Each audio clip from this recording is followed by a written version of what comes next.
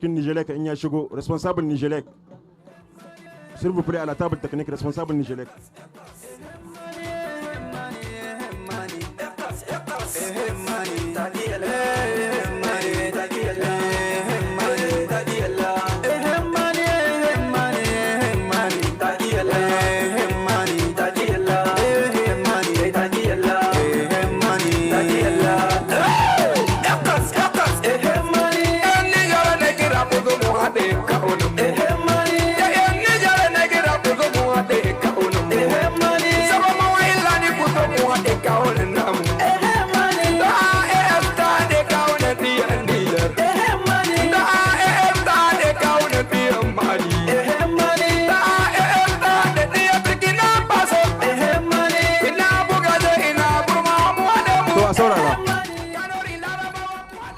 Makada a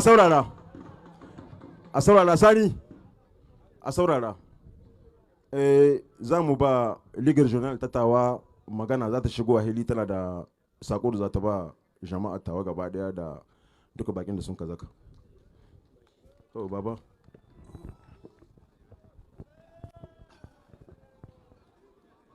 to jama'a assalamu alaikum ina kwanan ku dai jama'a muna kira ga matasa da duk wanda ya zo nan jiya kuna ji da shekaran jiya da muka yi ba muka ce a hito a cika aren saboda gidana to ya kamata wani abubuwa da aka yi don Allah a daina su saboda kundi sabona nan natawa an ka buɗa shi kundin zabuwa kenan wasu har yanzu ba su gane menene ba don Allah don annabi ki halinku hankuli daurewa da duk abin da za faruwa saboda ni ta gaba ɗaya ta game ba tawa ba ce ita dai aiki na namu na ƙasa gaba ɗaya an ka kawo shi gida an ka ashe muna kamar za a kai ne nan da 'yan kwanaki kaɗan doso to don Allah ya raba ta sa ai haƙuri abinda duk an ka gayi a sa ido ga wanda yi wani abu ku sa ido kawai abin na Nijar ne wanda duk Allah ya ba sa a duk ɗaina yanzu ga ministirkin wasa nan ta he zai zakuwa yanzu nan da iko Allah da dashe na duwan da tsarin makarabai bai kamata a ce nan tawa ba mutane ba su ladabi ya kamata a ce tawa ta yi ladabi mu mun ga kire ku kuma kuka biya kuɗinku kuka shigo don ku yi maɗai to don Allah ai maɗai na gode muku mutanen tawa gaba ɗaya merci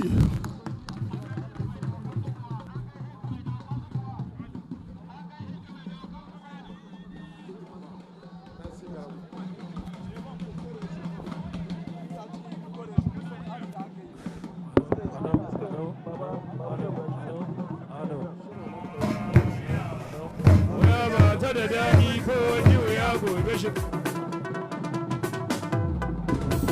Soja, wuta wuta soja, je mun gani soja, kai wuta wuta soja, je mun gani soja, kai wuta wuta soja, je mun gani soja, kai wuta wuta soja. Ga mana tambari mu ce sai cani, kai haku da dama sai mu ce sai cani. Labari mun kace ulamo.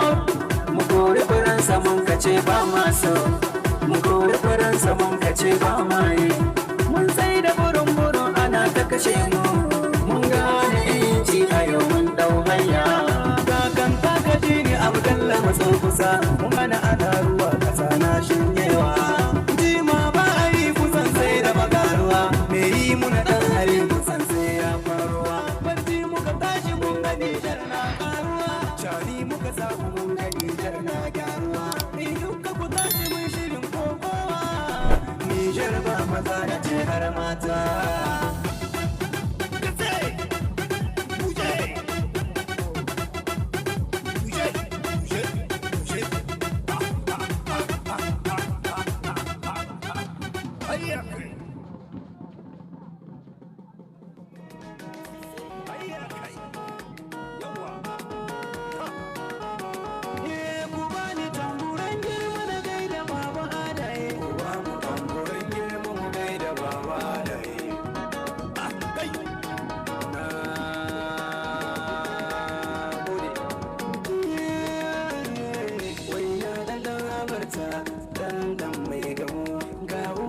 baligi yau za mu kashe ta ga uwa ta baligi yau za mu kashe ba shi kan mai dawaki wanda bai da tsoro ta so maza su ganka walla ba ka tsoro ba dare na tawa bai aihirin ka ba har ba adarar tawa ba da aihirin ka ba adare ka huta dan abar ka sanni yau uwa ta baligi yau za mu kashewa yau uwa ta baligi yau za a kashewa yau uwa ta baligi yau za mu kashe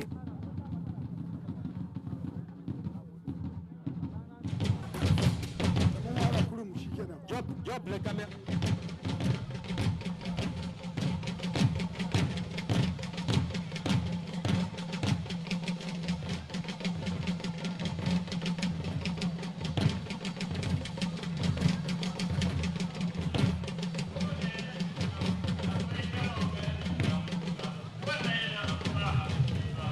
Allah ne ya kiyaye gaba shi kiyaye baya.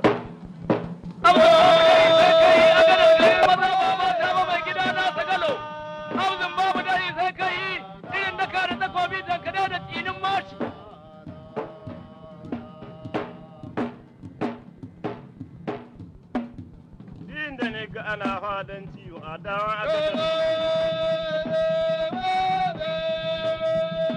wane suna fadanci ko suna wahala fadanci wane suna fadanci ko ana wahala fadanci basha daɗi wurin waya ne ka dibi gaba ne ka dibi waya responsable Nigelec s'il vous plaît responsable Nigelec. Vous êtes demandé à la table technique, s'il vous plaît.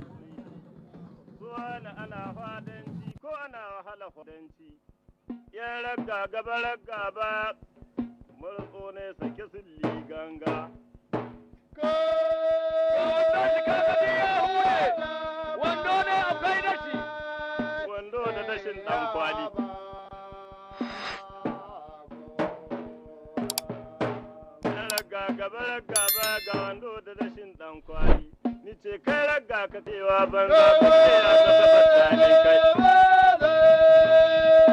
abin da zama ne zama Ibrahim babu abin da ya sha mana kai mu ne muna zama mu babu ruwan mu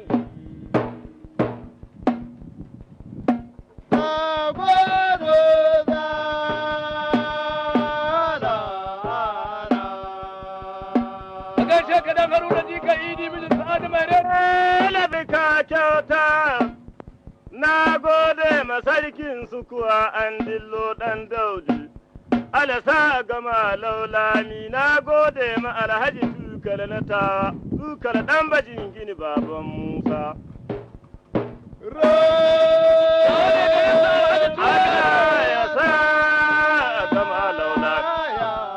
a saurara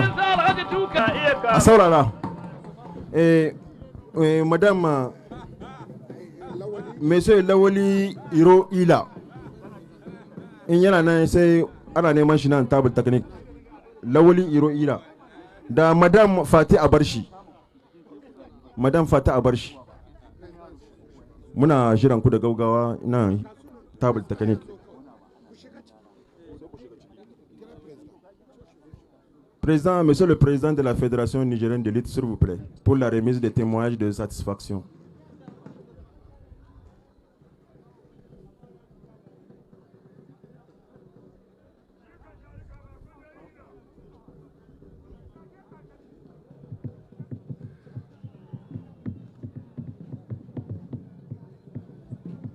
Ces témoignages de satisfaction seront remis tout de suite par Monsieur le Président de la Fédération nigérienne de lutte, Alhaji Umfana Moussa.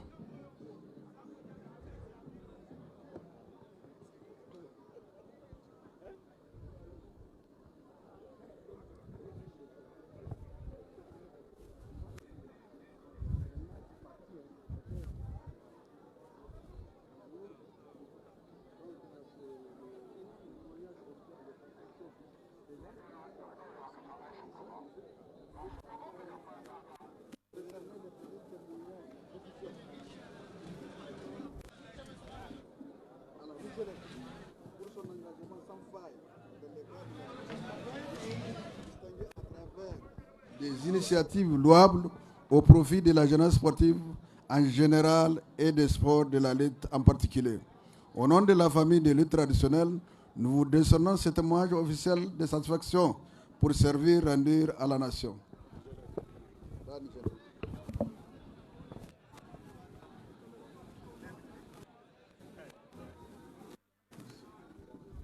Donc, au nom de la Nigélec, nous vous remercions et nous nous engageons à poursuivre cet accompagnement pour le sport roi au Niger. Merci. Madame Fatih Abarchi, le président de la Fédération nigérienne de lutte FENILUT, a l'honneur de décerner les présents témoignages officiels des associations à Madame Fatih Abarchi pour son engagement sans faille dans le cadre de la sauvegarde de la patrie, distinguée à travers ses initiatives louables au profit de la jeunesse sportive en général et les sports de la lutte en particulier. Au nom de la famille de lutte traditionnelle, nous vous décernons ce témoignage officiel des associations pour servir rendu à la nation.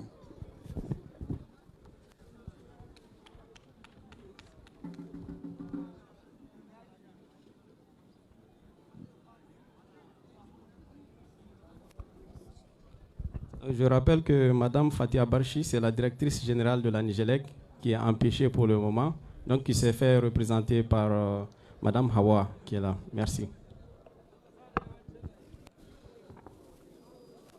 Témoignage officiel des associations de M. Lawali Iro Ila. Le président de la Fédération nigérienne de lutte a l'honneur de décerner le présent témoignage officiel des associations de M. Lawali Iro Ila pour son engagement sans faille dans le cadre de la sauvegarde de la patrie, distingué à travers ses initiatives louables au profit de la jeunesse sportive en général et les sports de la lutte en particulier. Au nom de la famille de la lutte traditionnelle, nous vous décernons ce témoignage officiel des associations pour servir rendu à la nation.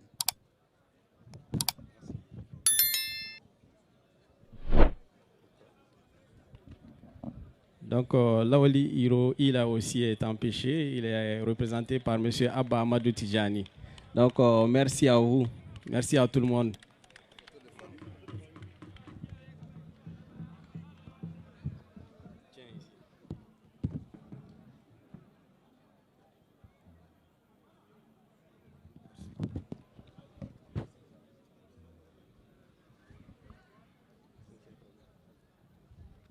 Donc, merci, Monsieur le Président de la Fédération nigérienne de lutte, pour ces témoignages en reconnaissance de l'œuvre inlassable de la Nigélec au sein avec la famille FENILUT. Merci beaucoup.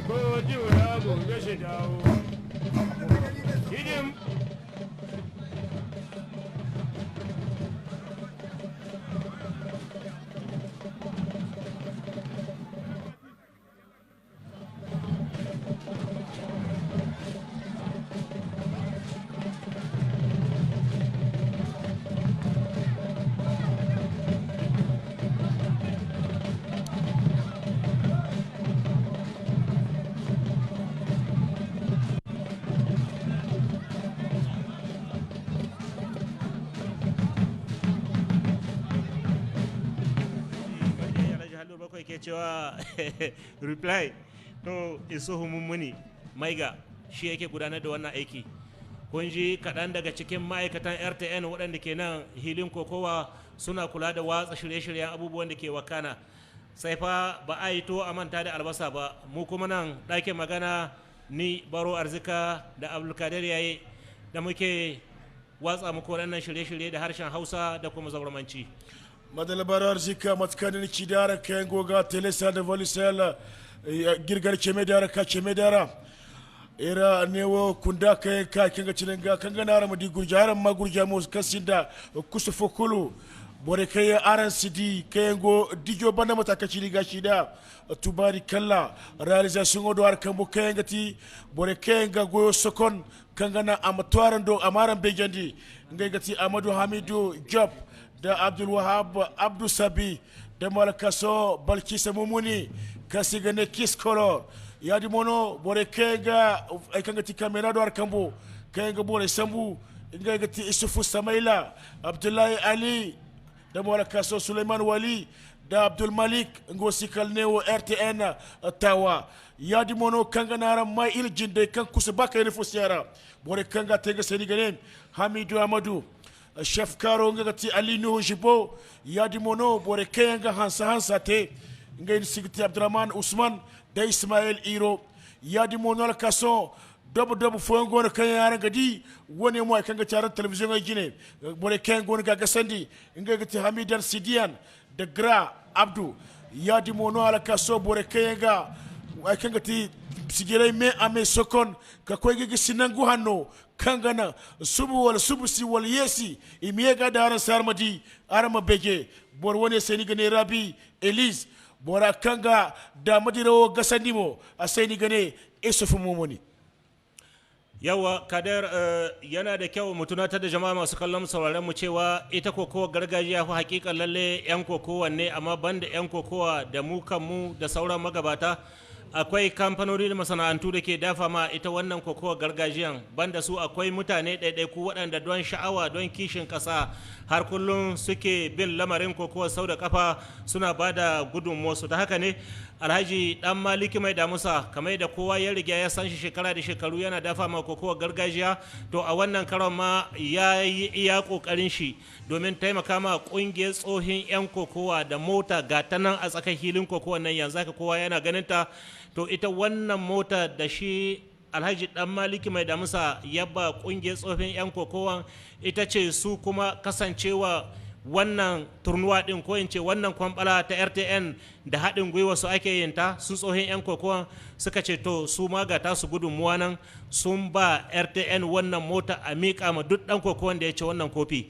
Wannan ba ƙaramar gudunmuwa ba ce, ba ƙaramin jajircewa ba ce suka yi su kansu ɗin daga nasu ɓangare, tare da fatan Allah ya sa wasu su yi koyi da abin da shi Alhaji Dan Maliki Mai Damusa ke yi, yana tallafawa ko taimakawa lokaci zuwa lokaci domin kokowa ta yi armashi yadda mutane ke zato. Madala matakacin cida Baro Arzika boriyan kai go kaninge kambaga kasne gumgumo kangana ibn jalabu gurja namuno kan irga bay ni jalabu tlatumi amera gonda ga mal maso amati maso wadi kande bor woni wora Alhaji Maliki de Mai Damisa aneka aga wajibno alwati bande kacine ibn jalabu ar gurje zainai ko kadiya ka kaga tam ga warga kisna do kambo aneto sik fokul kasino ngana mota dal wora ka ko kudu tukuci ber woni o ne wota kwar maga wodi kande ibn jalabu ar gurje zainai ngay mo moto woni o sambu ka kakata RTN a wana kaga tukurje ber woni o yona do ar kambo kan woni ga ne wota kwara da kacine ngay mo ngay kambu sania ar gurje zo kan ko kudu tukuci ber woni ka RTN a sigiri ne wata kwara ima moto ne o ada akambara matakacire Baro Arzika ana filan da wasu daga haka Kadir yayi kada amanta har ila yau da Société Riz du Niger wato Rini karkashin jagorancin babban darakta janar din wannan kamfani Komandan Adamu Musa Illi, wanda ya lashe takobin hakikanin gaskiya ya tafiyar da aikin shi yadda ya kamata, kamar yadda shugaban kasa shugaban majalisar koli ta CNSP General du Brigade Chani Abdurrahman ya bashi umarni, ya bayyana cewa shi kuma insha Allah zai yi kokarin sauke duk wani nauyin da magabatan koli na kasar nan musamman ma shugaban kasa ya dora masa. Ta haka ne a karkashin jagorancinsa shi Komandan Adamu Musa Illi ya ce insha Allah kamfanin Rini zai gudanar da aikin shi ka'in da na'in za a ci nasara kwarai da gaske wajen samar da shinkafa wadda muke amfani da ita a nan cikin gida Nijar. Domin haka akwai tsare-tsare shirye-shirye matuka da ya zuwa yanzu ake yi don za a buɗe ma wasu sabbin wuraren sussuke shinkafa a cikin ƙasa ba idin guda hudun da ke akwai da farko, ɗaya a Yamai, ɗaya a Tilaberi, ɗaya a Kolo, ɗaya kuma a Tilaberi.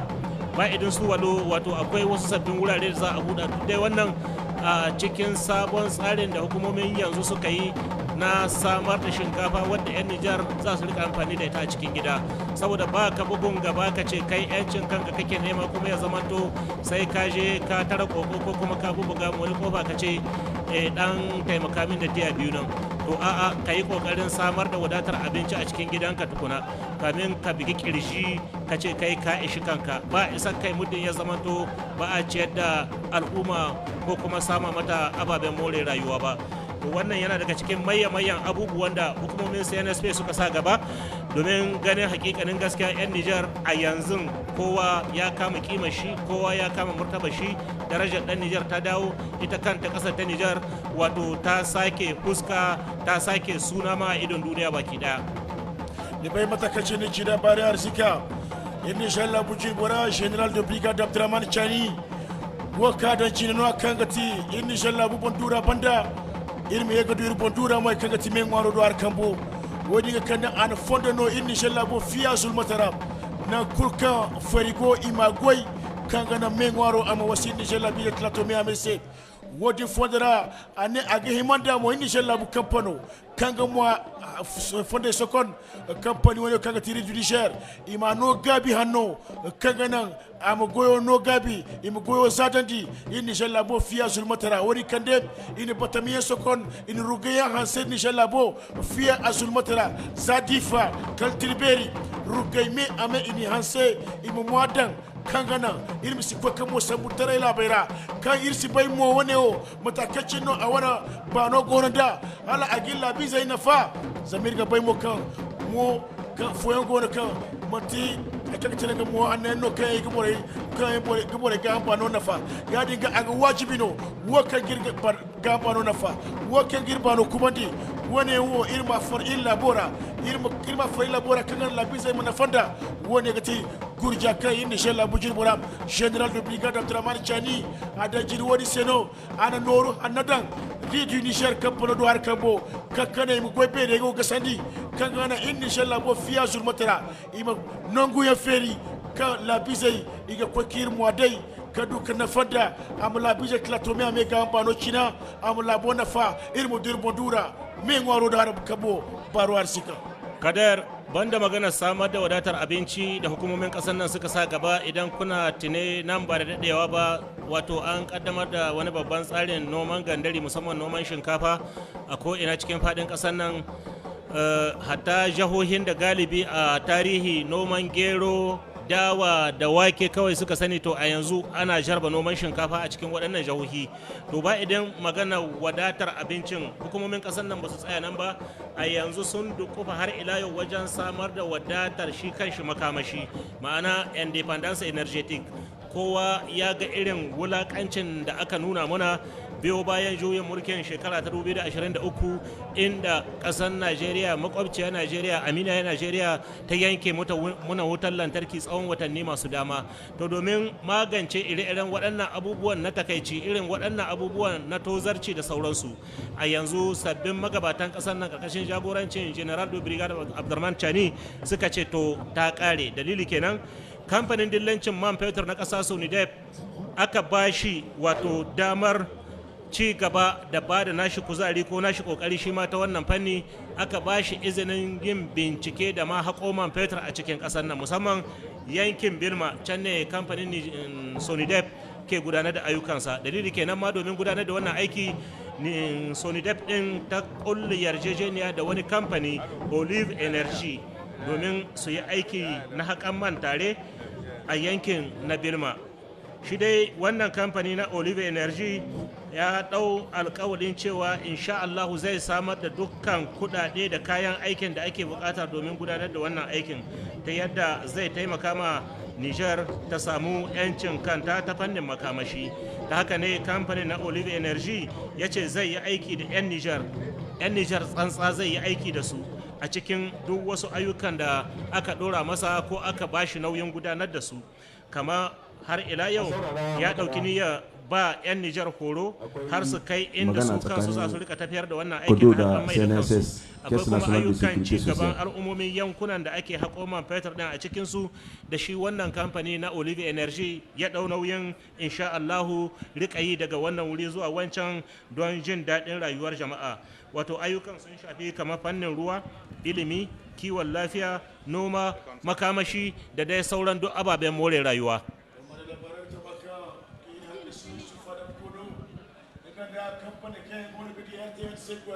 Gurje au fondera kasigane caisse nationale de sécurité sociale et wana wakilin gane no baga fakarai gurje bata mara kadir manganise. S'il vous plaît.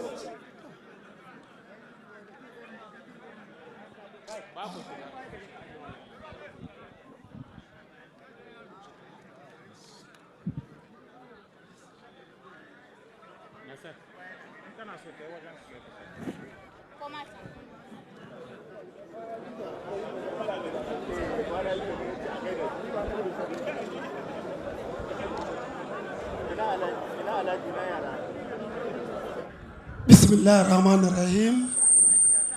Jama'a tawa assalamu alaikum. Jama'a tawa assalamu alaikum. Kun kwatanta mu kwana uku nan da muke nan kun kwatanta mu kun gwada mu amana kun ce wannan magana da ake cewa ba konka amana ka kun gwada mu wannan amana ta ku mun gode. Mun zo tawa da an ce tawa kokowa ta kare a nan Nijar. Ku ne na sahon gaba. Allah ji kan Kataki, Allah ji kan Hamidin, Allah ji kan Alka. Kun gani in na fara ba zan kare ba, tafarkalla. Kuma deshe kinmu Abdullahi Kulubali ya bani wannan saƙon ya ce ashe bai ba kuskure da aka kawo wannan kuf na hari na RTN a tawa. Ya yi hausa ya ce tudu ya kamace anguwa, lalle kuma tudu ya kamace anguwa. Mun gode, mun gode, mun gode. Mesdames, Messieurs, bonjour. Ils étaient 16. A shekaran jiya su 16 ne. Allah da ikon shi yanzu ga su saura mutum 4. Haka kuwa ta gada a kashe ka yau gobe ka kada. In ta zo mun gani a nan mutum ya kada kai tattare maka mu shine mu koko mu ta gargajiya kuma haka nan ne annashuwa. Kuma duk abin da muke subhanahu wata'ala da ya ya san wanda zai dauki kuf duk wannan mu rududuwa ce muke yi. Allah ya san wanda zai ba. Yanzu ga muna ana wannan hilin tare da kes.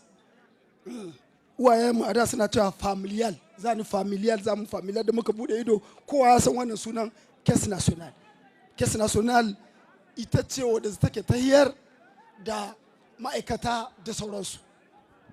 Donc la caisse nationale de sécurité sociale, aucun commentaire, si éloquent soit-il, ne peut en tout cas définir le rôle, la mission, oh combien importante de cette institution.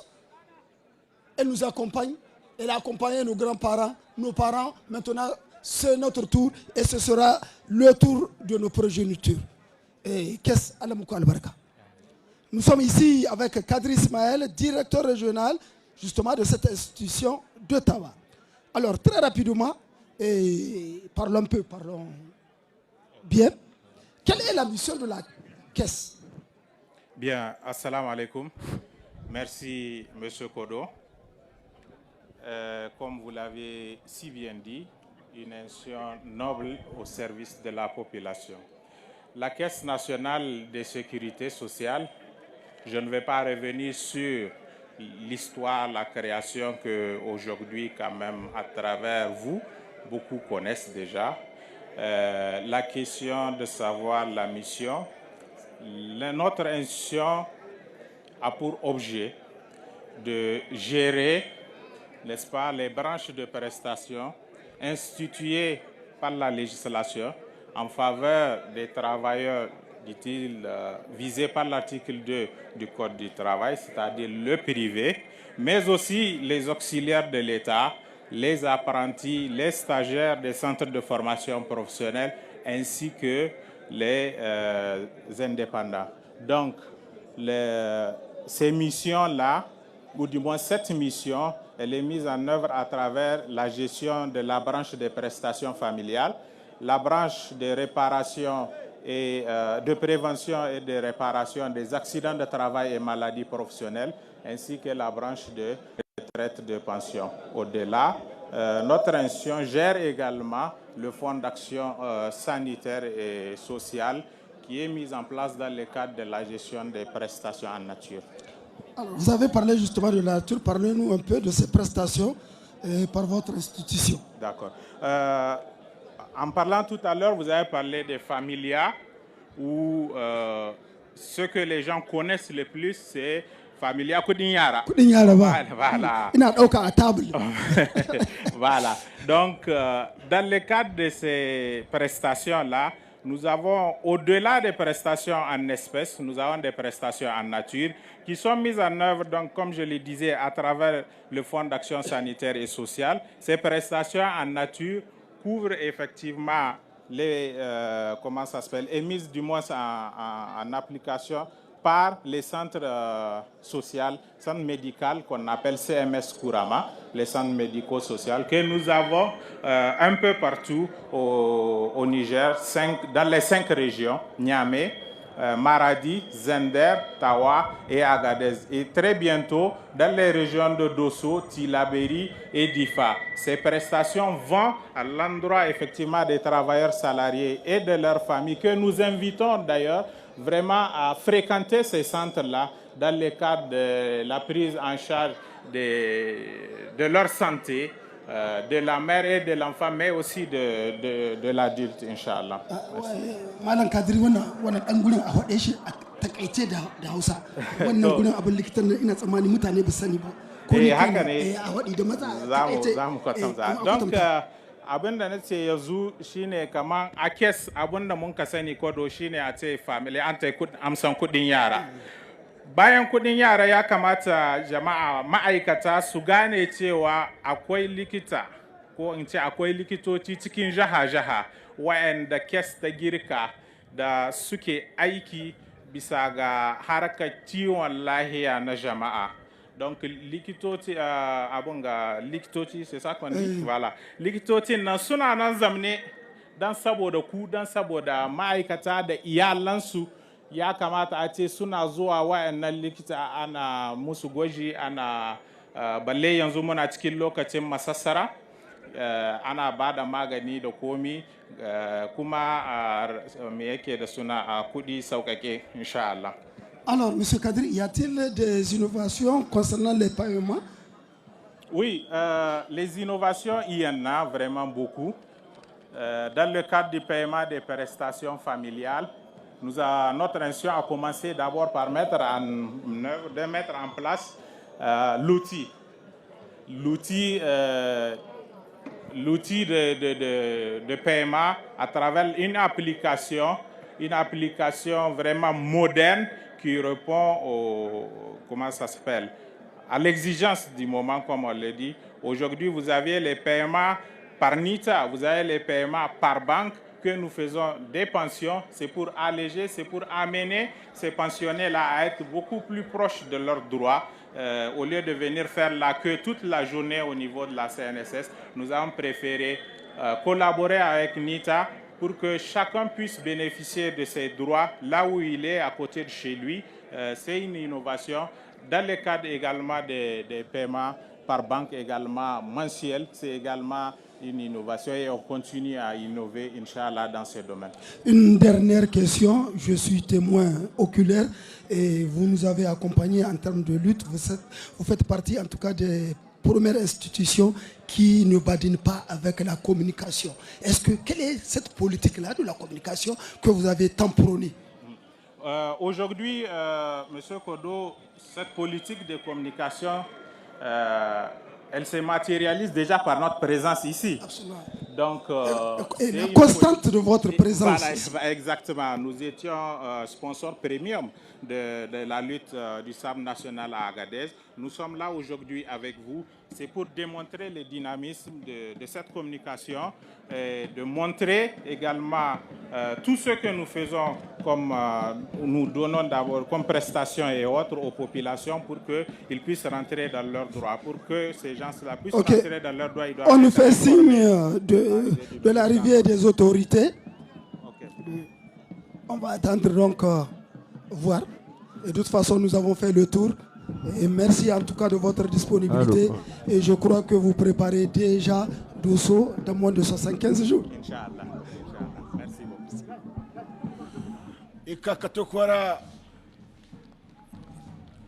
Merci la caisse. Merci Monsieur Kodo.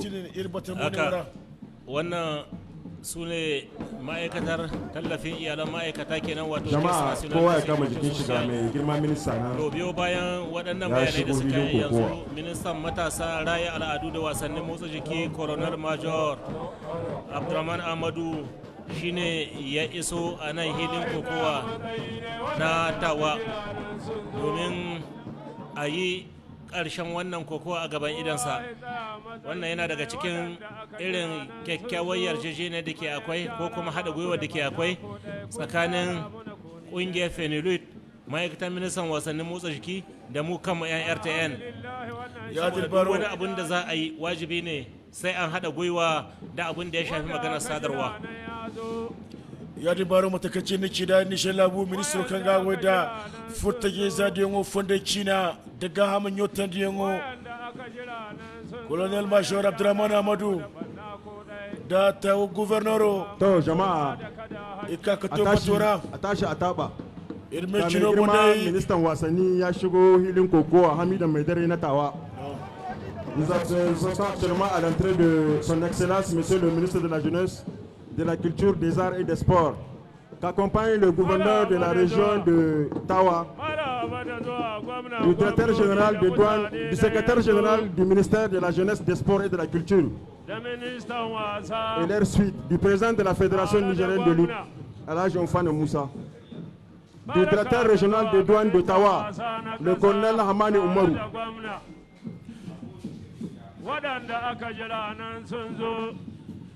Aka tawaga ministan matasa wasannin motsa jiki da raya al'adu colonel major abdurrahman muhammadu kenan da suka shigo a filin kokowa na hamidin madare ta birnin tawa albarkacin wannan kwambala ta RTN na cin kofin kokowa gargajiya kamar yadda muka shaida muku wato ita dai wannan kokowa tana samun tallafi daga wajen abokan hulɗa abokan tafiya na yau da kullum, musamman RTN na shirya ta ne tare da haɗin gwiwar ƙungiyar kokowar gargajiya ta ƙasa Fenilut da kuma ƙungiyar tsofin 'yan kokowa wato makamantansu Alhaji Ali Dan Malam su suka yi shugabancin ko suke shugabancin wannan ƙungiya ta tsohin 'yan kokowa. A dalili kenan ma suka je suka ga Alhaji Dan Maliki Mai Damusa daya daga cikin masu tallafa ma ƙungiyar kokowar tallafa ma yawa ƙungiyar kokowar gargajiya lokaci zuwa lokaci har ya ba su mota su kuma suka ce to mota sun damƙata da RTN a ba duk wani dan sa'a ya ci wannan kofi. Wannan ba karamin tallafi bane, ba karamin abun a zo a faɗi bane, saboda ba kowa ba ke iya yin irin hakakin. Zuciya ita ke yin komi, domin akwai da dama waɗanda suna da halin su yi da amma ba su yi ba. Saboda haka wanda ya kokarta ya tallafa ya taimaka wajibi ne a yi masa godiya, wajibi ne a yaba masa. Da fatan wasu za su yi koyi da kai Alhaji Dan Maliki Mai Damusa. James Didier, barka da isowa, director regional RTN Tawa. Da kai da dukkan sauran abokan aiki jama'an ka da ke tare da kai, muna tura muku dubin gaisuwa da fatan alheri bisa ga kulawar da kuke nuna ma mu kanmu abokan aiki tun da muka zo daga birnin Yamai har zuwa yanzu. Alhamdulillah, na gode. Haka na ya da baruwar sika Dan Maliki Mai Damisa waka da wani gate jiri kulu RTN goge wani wagamo amaniya da banda zama lati bande kacine arguje zenai ko kadiya dan maliki mai damisa ana mota dan bora kan ko kado yone wone waga ya dinga harno kan agoni gat adon gati wati kulu dan maliki mai damisa ko karbe na gona gate kakanni ka maga kasina woni mo kan ga cinga gurja da irna mai mazadi gumgumu ya di mono agai mandano boriyamo ima dan maliki mai damisa ima gurgu don matakacin mota ne gona kai mai shino bon gurje batoraya inganda a wani zankakan sigane musa turkiya bore no kai gona ko kari mai shino bon almati muso irma ngani inshallah bu hillosi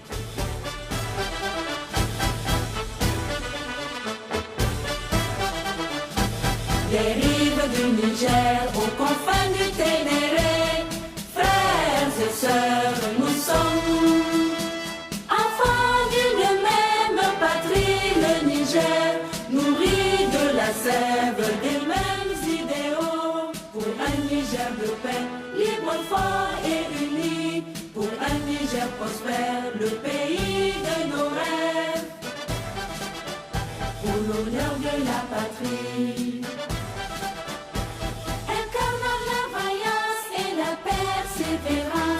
Et toutes les vertus de nos dignes aïeux, guerriers intrépides, déterminés et fiers, défendons la patrie au prix de notre sang. Faisons du Niger symbole de dignité, emblème et flambeau de l'Afrique qui avance.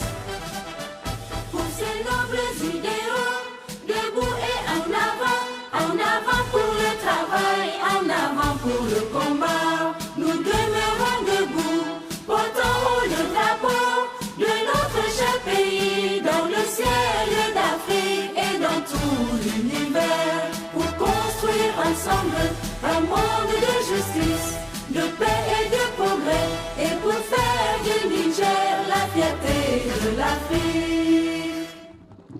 Michel Labou, hello, Nganara Maïr Mechinobo, Yadi Mono, directeur Télé Sahel, Ousmane Alaj Ibrahim, Anengo Goga, délégation au Miami, da RTN go Télé Miami Kengo Kaninge Kamko Kargurje Wane Odo, Nga Goga Sabi Se Gumgumo, Anenga Bina Farha, Goyobu Gonga Bori, directeur Télé Sahel DTS no Ousmane Alaj Ibrahim, Awan Sabono Baro Arzika.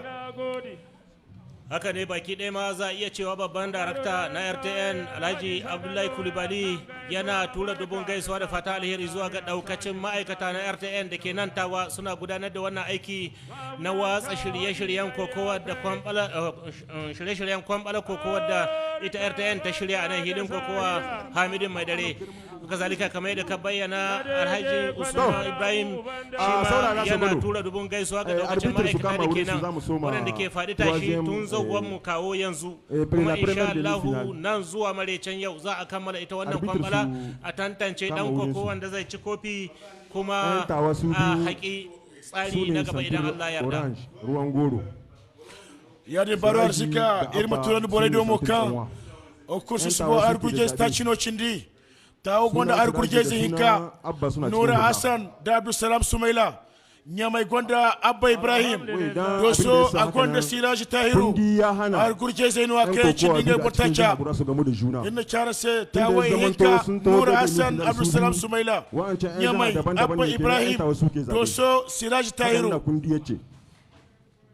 Batun da ka faɗi a zo daidai. Yanzu dai za a yi demi final guda biyu a wannan lokaci, kamar yadda kuka riga kuka sani yan kokowa guda hudu suka yi saura tsaye da farko Abba Ibrahim Mai da Abdulsalam Sumaila na Tawa, haka zalika da Nura Hassan na Tawa, sannan da Siraji Tahiru na Doso. Kun ji yan kokowa guda hudu waɗanda suka yi saura, waɗanda ba shakka yanzu za a yi demi final ta ɗaya da ta biyu domin tantance waɗanda za su yi final in Allah yarda da maraicen nan ne. Abdulsalam Sumaila na Tawa ka zo ka yi zaɓe. Na san yan kokowar na Tawa su za su yi zaɓe tun da su share ɗaya za su koma, yayin da biyun da suka yi na sauran jihohi su za su koma share ɗaya. Tawar gurgezin kagaino ga Suban ya dinga Abba Ibrahim da Sirashi Tahiru Imaino go Fulara.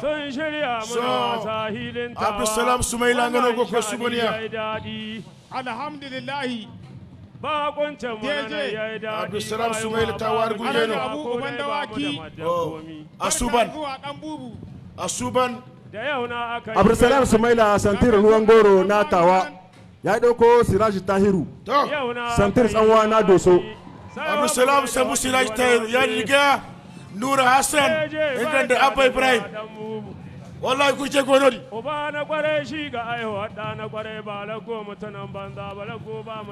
Haka Abdulsalam Sumaila na Tawa ya dauko Siraji Tahiru na Doso kenan ba shakka Abba Ibrahim na mai zai kara ne da Nura Hassan ko da yake bari mu jira dai ya zo ya zaɓe mu ji abin da za ta kasancewa.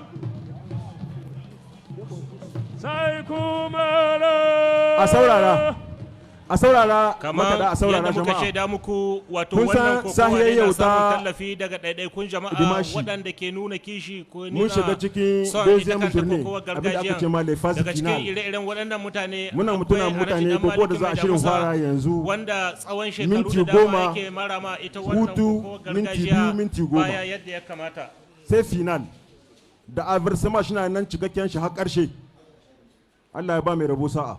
Batun da ka faɗi ya zo daidai. Yadin. Wannan sha'ani ya daɗi ta. Arguje zai ka. Abdulsalam Sumaila. Tawa arguje gada. Siraji Tahiru. Doso arguje gaino Batora. Dai Abdulsalam Sumaila. Inganda Siraji. Iga hamai Maltafo. Abdulsalam. Atega ham da Siraji. Amma Martinodi no Sanogo Sanogo na kago gati yau na dai aka yi wafono ga chalazeli arbitra malama dalailu anali ban inige ban wanda duka zuwa ya zo ani ban an duka tsakanin Abdulsalam Sumaila Tawa da kuma Siraji na Doso. Abdulsalam Sumaila ga nogono su gor har koyo araken go television guna en koko gargajiya ani hilin kokowa Hamidu mai dare na Tawa wallahi da mara tsanwa shine Siraji Tahiru na Doso minti 10 na kokowa minti 2 na hutu yadin minti 10 na kokowa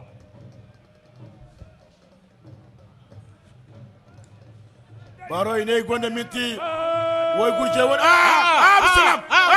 Abdulsalam ya samu kawa an da Siraji ya samu kawa Siraji sai dai ta marka hemai yanzu yanda zai da Siraji kuma ya samu kawa Sabu bara yake nema ya zai da ita Sabu Abdulsalam tsagalniya dai yanzu Siraji ke yi Sabu Abdulsalam ya kada Abdulsalam 3 seconds ika 58 ko minti dai bai ba 58 Abdulsalam Sumaila na Tawa ya kada Siraji Tahiru na Doso seconda 58 50 secondes Kodo s'il vous plaît avec Arcep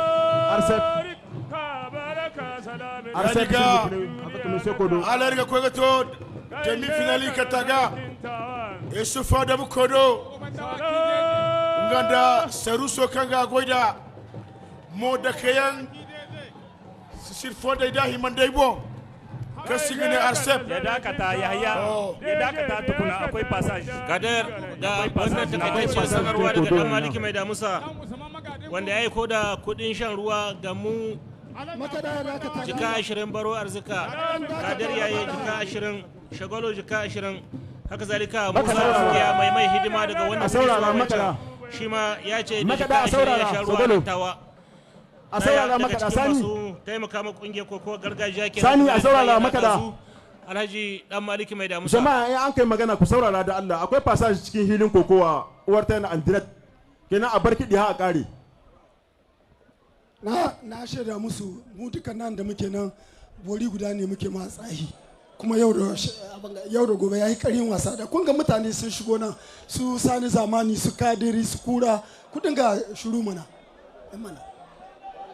Mesdames, Messieurs, nous revoici. Vous avez vu l'exécution très très brève de cette confrontation où, comme dit l'autre, il n'y a pas match.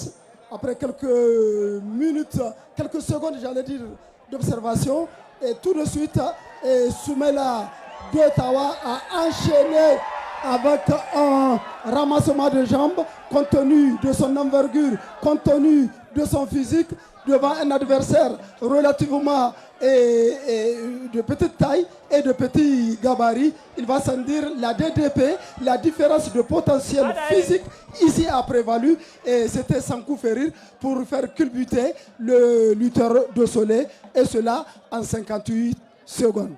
Voilà, mesdames, messieurs, nous sommes ici pour la énième fois, j'allais dire, parce que ça fait 4 jours. Monsieur Baderi, vous ne vous enlacez pas, en tout cas, à nous donner toutes les informations relatives à l'autorité de régulation de communication électronique et de la poste que nous appelons allègrement ARCEP.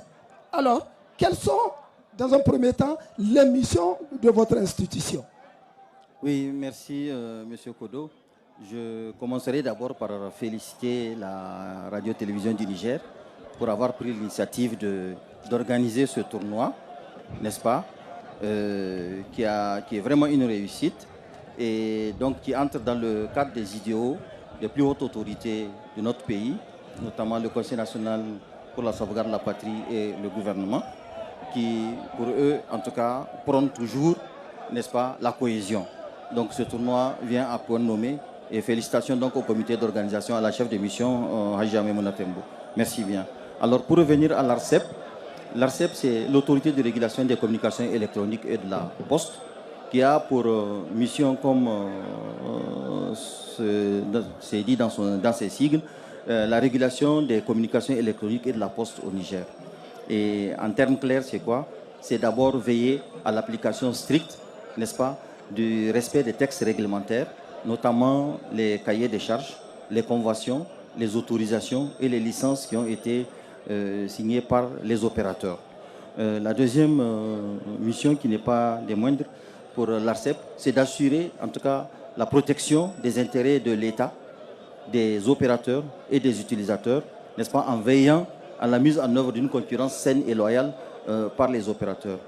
Ensuite, l'autorité aussi veille, n'est-ce pas, à mettre en œuvre des mécanismes de consultation des utilisateurs, donc des consommateurs. Il faudrait quand même de temps en temps qu'on aille vers les consommateurs pour voir qu'est-ce qu'ils pensent, n'est-ce pas, des secteurs régulés, n'est-ce pas, quelles sont leurs impressions, ont-ils des failles, ont-ils en tout cas des doléances, n'est-ce pas, et c'est pour cela que ces mécanismes ont été mis en œuvre. Ensuite, l'autorité de régulation veille aussi à assurer la sauvegarde, en tout cas, de ces institutions qui sont venues investir, donc en assurant leur développement économique, n'est-ce pas? Et ensuite, l'autorité de régulation veille aussi, n'est-ce pas, à faire en sorte qu'on préserve certaines normes, notamment dans le domaine environnemental et sanitaire. Enfin, l'autorité de régulation aussi veille à la collecte, n'est-ce pas, des ressources qui entrent dans le cadre de l'accès universel. Voilà.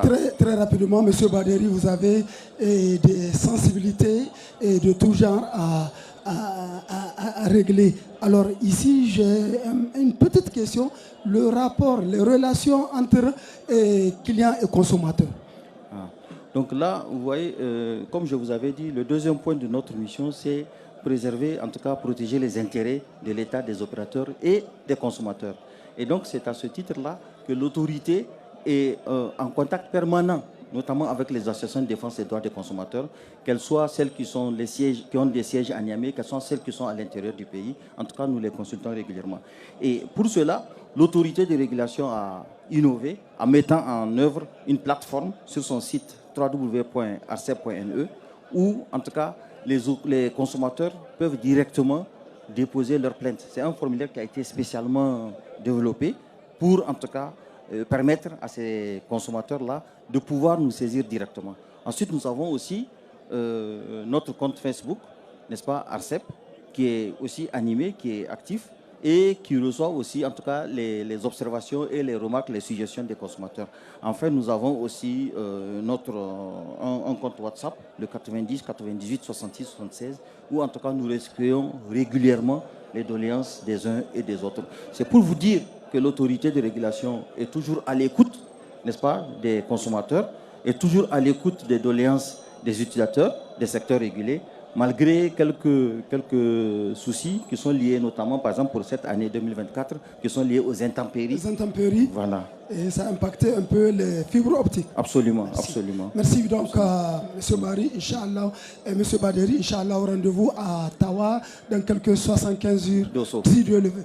Mesdames, Messieurs, donc ça n'est fini. Vous avez une idée de ce qui va se passer par la suite. Une chose est sûre, Tawa est parti en finale. Peut-être maintenant, on peut voir, c'est les aléas de la lutte, 2 lutteurs de Tawa en finale, pourquoi pas, ce sont des pronostics permis.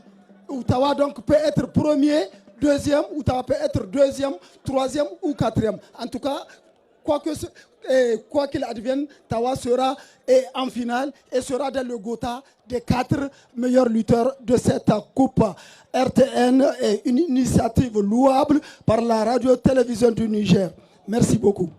Yusuf Kodo gaskiya ka faɗa tuni dai Tawa za iya cewa ta je final tunda dan kokowanta Abdulsalam Sumaila ya isa ko ya kasance daga cikin waɗanda za su yi karawa ta ƙarshe wato final kamin nan da ɗan lokaci kaɗan mu ga kokowar da za ta haɗa Abba Ibrahim na Yamai da kuma Nura Hassan na Tawa.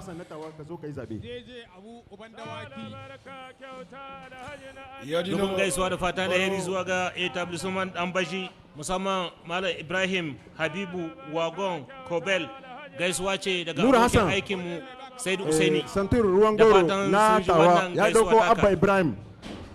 Santir tsanwa na Nyame. Haka zalika muna taya Alhaji Laminu President Federico Tilaberi muna taya shi murna saboda daurin auren shi da za a yi a Marecen yau karfe 4 na Marece dan Allah yarda unguwar Lazarai a nan birnin Yamai. President Laminu barka, Allah ya bada zama lafiya da kwanciyar hankali. A saurara makada a saurara. Ga wani babban sako da ya zo daga sama daga cikin hannuwan firizan na federation na ƙasa, sakon da director general na duwan uban dawaki abu ya aiko gashi ya zo tabal technique cikin hannuwanmu. Sagolo jika 50, cale-cale jika 50, giryo makaɗa jika 40, 'yan koko nan 16 da sun ka zaka nan ga su ma jika 10 ina ji. Says for this drapo, yaron nan mai sa drapo na ƙasa jika 10, wannan kuɗi sun tashi jika 310. Journalist suna da jika 50, tablet technique suna da jika 50, sun tashi jika 410. Hakanan na aka yi ta harko. Colonel wanda wake kenan babban darakta janar na ruwan sakon da ya aiko kenan cikin tsare-tsaren wannan kokowa ta kupa RTN. Yanzu mu koma hilin kokowa ta duka tsakanin Abba Ibrahim na Yamai da kuma Nura Hassan Tawa, deuxième demi-final ta wannan kupa RTN da ake shiryawa a nan hilin kokowa Hamidu Madare na birnin Tawa. Duka za ta kasance 'yan Tawa za su yi final tsakanin su. Allah zai ba Abba Ibrahim sa'a. Yanzu dai tana ƙasa tana dabo ga sunan sun duka shida za mu yi mu ga yadda za ta kaya. Dukkan su dai kar ta san kar, dukkan su manyan 'yan kokowa ne, shahararrun 'yan kokowa ne masu taka rawar zamani. Nura da ceci na gamsu fa. Hankali. Nura ceci na gamsu fa abara. Abon da firka gane ga chai hamai. Wallahi. Ta. Ala kaso da kan bai gari go. Abokina Yahya Garba alias José, directeur de publication du journal La Rue de l'Histoire, dubin gaisuwa da fata alheri zuwa gare ka. Dan Manu. Ina fatan kana bin wannan kokowa ta Nura Hassan da Abba Ibrahim. Da ke nan hilin kokowa Hamidu Madare na birnin Tawa sau da kafa. Deuxième demi-finale.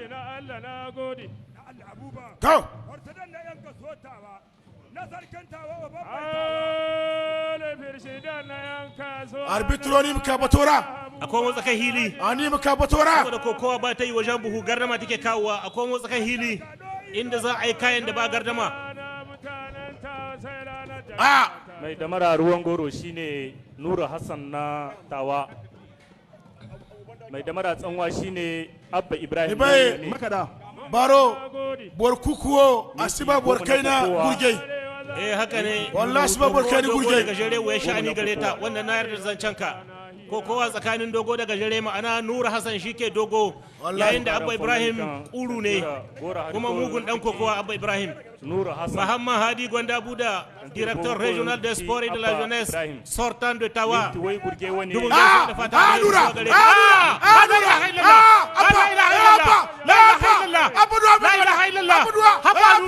haba Nura hankali abba zai ta'adi abba zai ta'adi abba zai ta'adi abba zai ta'adi la ilaha illallah wallahi sai kare abba Ibrahim ya kada abba Ibrahim ya kada la ilaha illallah da mana ga maka wallahi ma kai hatara wai abba mugu yaro ne wallahi abba Ibrahim ya kada final tsakanin Abdulsalam Sumaila na Tawa da kuma abba Ibrahim na Yamai da barece da Allah ya diga kuri wucin kabu irin kolberi Nura Hassan noya a gwargaye haya kai a fura mora amma final tsakanin Tawa mai masaukin baki da kuma Yamai Nura ana Abdulsalam Sumaila na inna Abdulsalam Sumaila Abba Ibrahim in Allah yarda da barece yau wallahi sannan ai troisième et quatrième place tsakanin Siraji da kuma Nura Hassan baro maskaciyar cida burkuku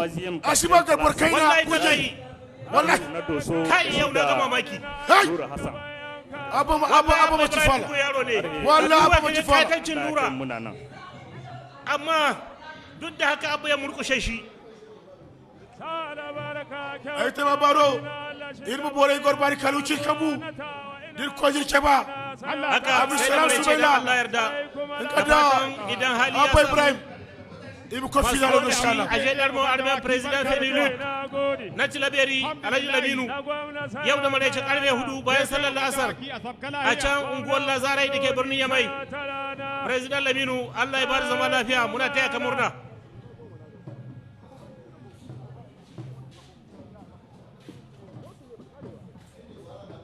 Sada barka kyauta Allah taya muku girma Allah sa ku gama launa mai amin mu duka ba ni dai ba.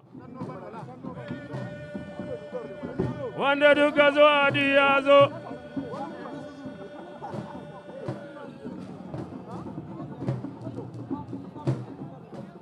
Kula ko da agana ta kwanda ta yi kalo da kare ta imai.